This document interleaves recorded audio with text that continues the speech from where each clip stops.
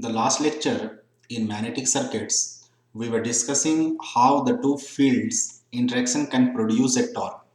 In this lecture, we will discuss and take the discussion to be further, where we will discuss the magnitude of the torque. So the topic is production of the torque and its magnitude. So we have discussed that the torque is produced by the alignment of two fields. So the two fields are one with a rotor field and other is the stationary main field. So we have seen that if you have a north pole and south pole, then there will be a field which is the main field, and whatever the type of the magnet you will be having in the main field, whether it is a permanent magnet or an electromagnet, then it will have its own rotor field which depends upon the rotation with respect to the torque angle theta.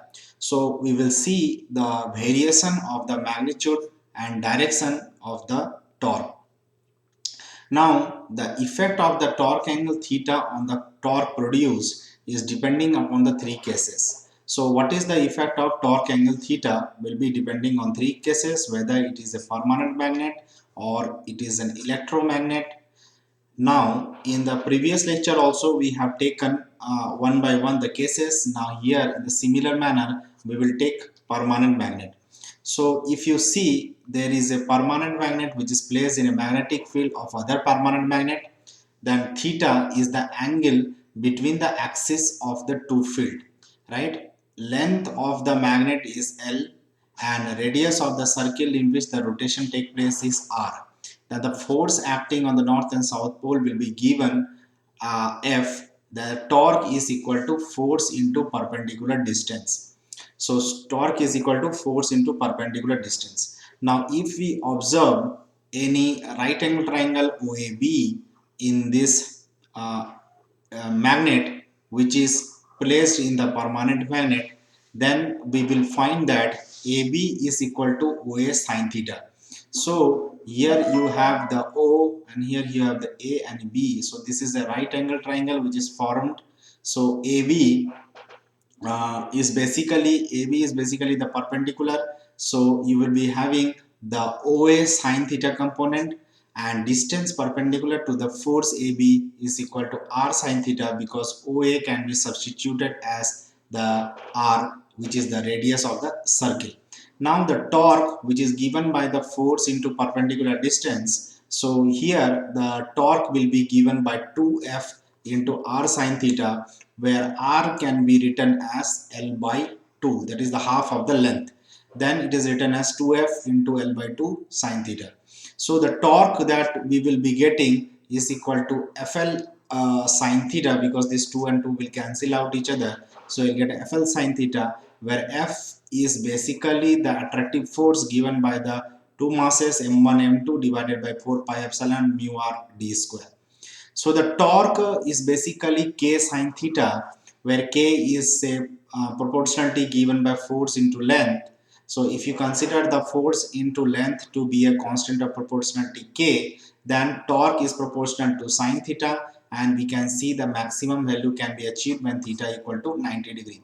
So the same discussion we have done in case of the production of the torque, and we have seen that when theta is 90 degree,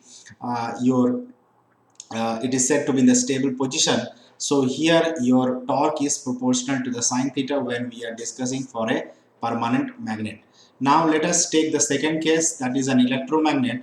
So if in case of a permanent magnet we are substituting with an electromagnet, then again the force acting on the two conductor is given by F.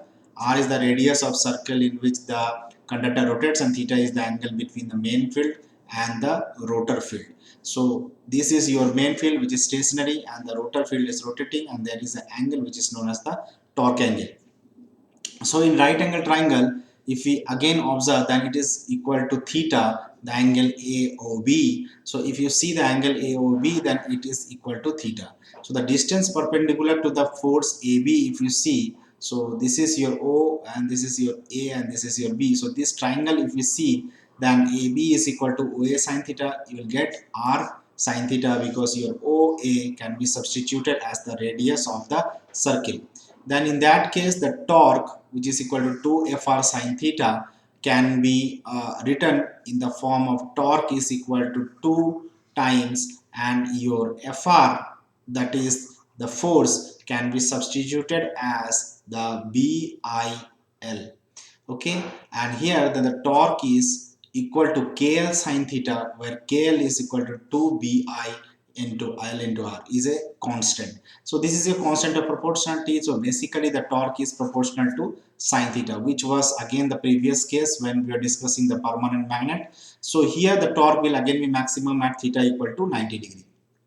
Now, production of unidirectional torque. So unidirectional torque is necessary to have the movement of any shaft.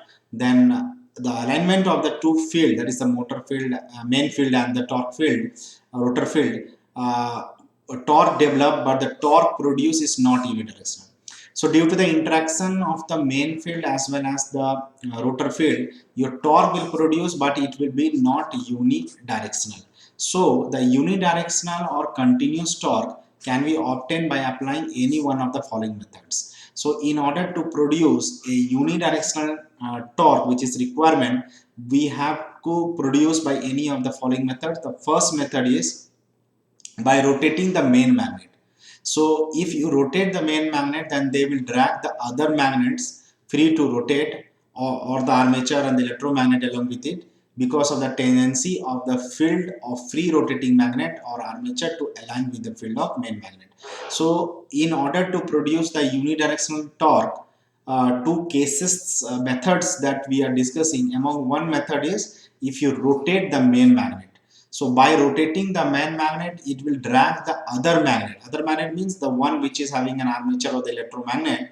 Then in that case, it will be having a tendency of the field to form the free rotating magnet or armature to align with the main field.